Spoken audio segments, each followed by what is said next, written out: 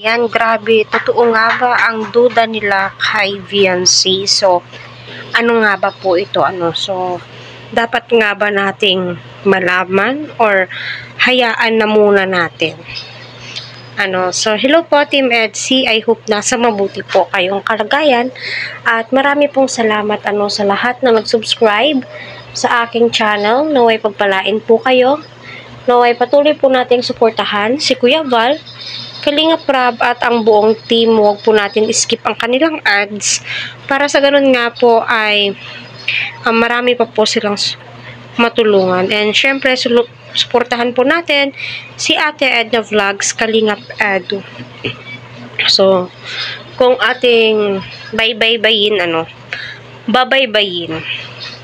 kita naman po natin na grabe po yung pagmamahal at effort ni Kalingap Edu kay Viancy at deserve naman po nila ito. Deserve po nilang maging masaya.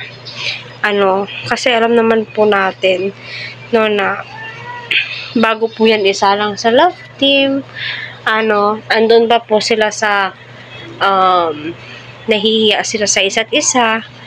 At ayun, kita na po natin na halos magkasama na po sila, getting to know each other na po, nagde-date po sila. So, marami ang nagdududa po dito. At kahit hindi nga daw po nila sabihin sa atin, ay tayong mga viewers ay nararamdaman po ito. Kasi sa titigan pa lamang ho nila, the way na mag-usap silang dalawa, minsan si Viancy ay nagkakamali, minsan may nasasabi siya kay Ads na hindi dapat marinig sa camera sa pagva-vlog, 'di ba? So, iniingatan po nila, yun po yung mga napapansin ko.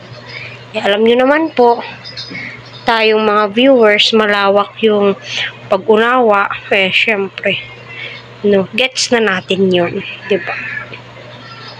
Kahit na hindi pa po nila sabihin sa atin, soon, ay masaya po tayo kung magiging sila. Pero ika nga po nila, mas mainam na sabihin ng mas maaga. Para sa gayon ay mas lalo silang mamahalin ng kanilang mga supporters. Which is, totoo naman po, kailangan mo sabihin at aminin, dito sa SOCMED kung talaga yung status ninyo. Kasi, marami ang tumatangkilik at nagmamahal sa inyo. Mas lalo kayong mamahalin. Kasi dyan po nila masasabi na may forever talaga sa Kalingap. With the guidance of Kuya Val Santos Matubang, Ate Edna, sa mga adults dyan, syempre, i-guide po nila yan. Diba? Di po nila hahayaan na may masaktan. Diba?